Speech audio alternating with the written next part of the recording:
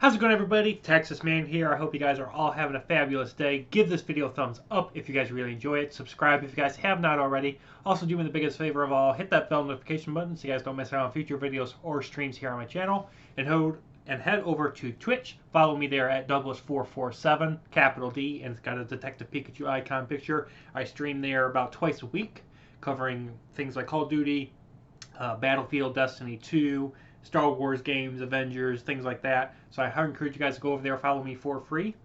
And as always, we're going to be talking about positives and negatives, and I'll give you guys my final review score. This, of course, is my review for Guardians of the Galaxy Season 2.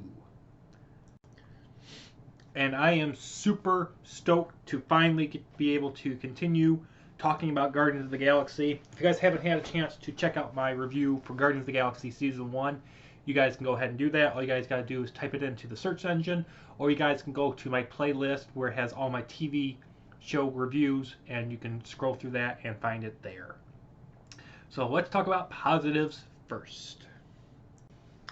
So first of all, there are 26 episodes in this season, and there is a lot that actually happened. If you guys remember me talking in Season 1 of Guardians of the Galaxy, I was kind of scared as to if there was going to be anything really interesting about Season 2 and 3, because Season 1 introduced so many characters, and I was like, who are they going to introduce in Season 2 and 3?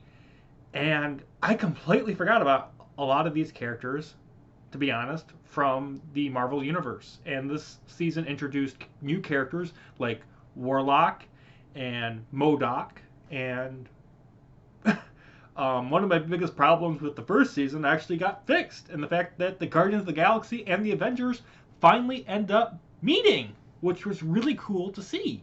Not all the Avengers are in this meetup scene, which is kind of bizarre, who they picked. The Avengers that they end up meeting was Hulk, Captain America, Captain Marvel, and Ant-Man. And the Guardians and the Avengers actually fight each other for a little bit, and then they finally team up to fight the first villain that's in this season, called the High Evolutionary. And so that was a really cool thing. This season focuses a lot on hope, love, and family, which is really cool. And another thing about this season was it's a lot funnier, but also a lot darker at times than the first season. The first season kind of just went all over the place. I feel like Season 2, they finally figured out how to mesh the funny and the dark moments together, kind of like with Thor Ragnarok, for example, or Avengers Infinity War and Avengers Endgame, how they were able to mix the funny humor and then the dark aspect and make it a really cool, unique story in that way. They did a really well done job at that. Amazing jokes and one-liners, as always, from the Guardians of the Galaxy. Drax finally gets a lot more character development and growth, which is something that I really missed from Season 1. Drax really didn't get a lot of love in Season 1. Season 2, he finally gets a lot of growth, especially in Season 3 when he ends up wrecking a carnival and he's teaching, all these young kids on Earth like what it actually means to be a destroyer, and it's not to destroy, but it's to protect. Gamora also gets a lot more character growth as well in this season.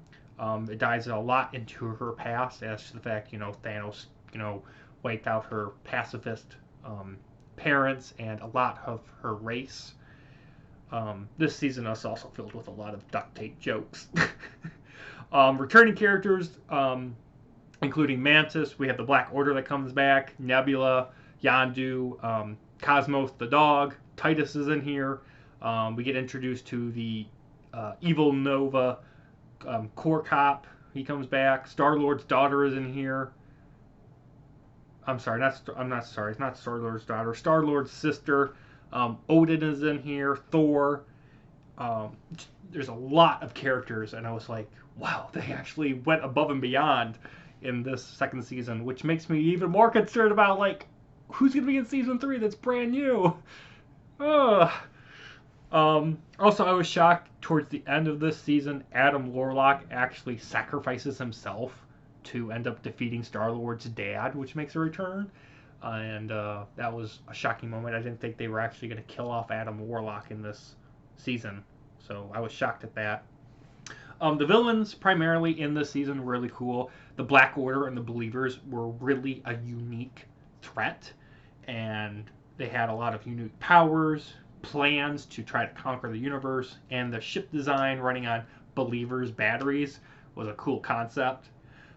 We also get to see Warlock grow up literally from coming out of the sarcophagus cocoon, and he starts off as a baby, and then eventually he becomes an overpowered superhero. And as we all know him to become Adam Warlock, and the struggle between him being light and dark. And unfortunately, because he ends up going dark, the Guardians finally are able to rip the darkness out of him, but Adam realizes that he can't stay alive with the darkness still around, so Adam takes the darkness back into him and sacrifices himself to kill Star-Lord's father, which is really a sad thing. The Symbiotes, which constantly remind me of the fact that maybe Venom will show up in Season 3. The Symbiotes return from Season 1, and they're also a really good threat for a while. Mantis actually dies in this season. Spoilers, which is really cool. In episode 12, Rocket finally says his famous line, "Oh yeah." That was really great. My favorite 3 episodes in the season definitely was the Symbiotic War arc. It was really well done, and I thought it was the best storytelling in the whole season. We also get to visit Drax's home planet, which was a really cool thing to see. For negatives, the High Evolutionary as a villain was boring and extremely generic, and also an irritation to have to watch on screen because he just felt like a C villain. He really didn't have like a plan that you could follow as to like why he was doing what he was doing. Like he just did stuff because he was a bad guy. I really didn't like that. Some parts of the episodes felt flat at times, and some of the episodes had trashy graphics for like no good reason. Like the first couple episodes especially, like you're on Earth and they just rip things out from a 90s TV show where it's just like, oh, you see, here's some grass, but like it's all pixelated. I'm just like, really? You couldn't figure out how to make grass look like grass in the background? Really disturbing. Episode 3 in this season only happens because a butterfly literally lands on a touchscreen button.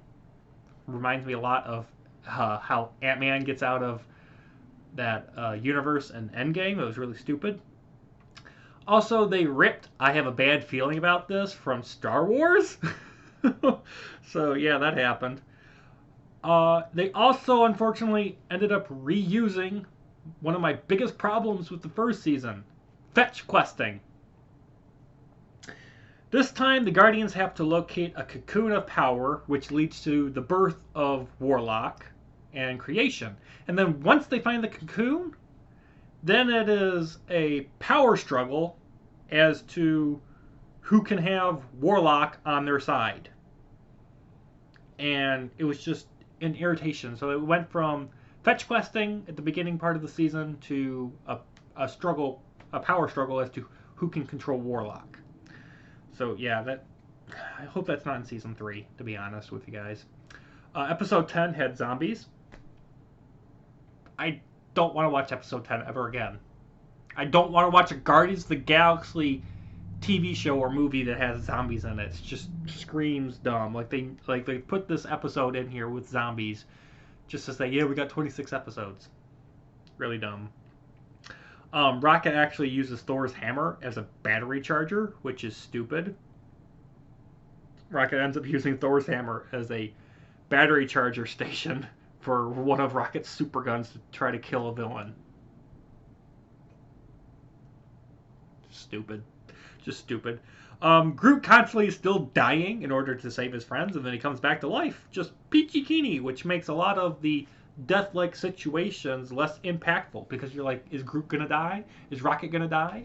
Are they gonna kill off another side character that you just introduced? But Groot just shows up, takes the bullet literally, and just dies, and then he regrows right back. So anytime there's a tense moment where you feel like a character could die, Groot just shows up and saves the day, and everything's okay.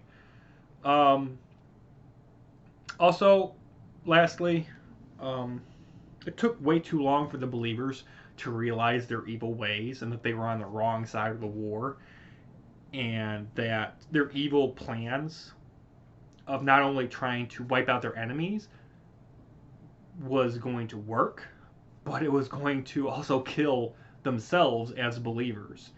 And it took them 24 out of the 26 episodes for them to realize that. I'm just like, wow, you guys are really stupid. Overall, guys, I thought Guardians of the Galaxy Season 2, which you guys can watch on Disney+, I thought it was pretty good. Not fantastic in any way, but I am really excited to see how Season 3 goes and how Season 3 ends up ending and how it's going to tie in possibly with the rest of the Marvel Cinematic Universe.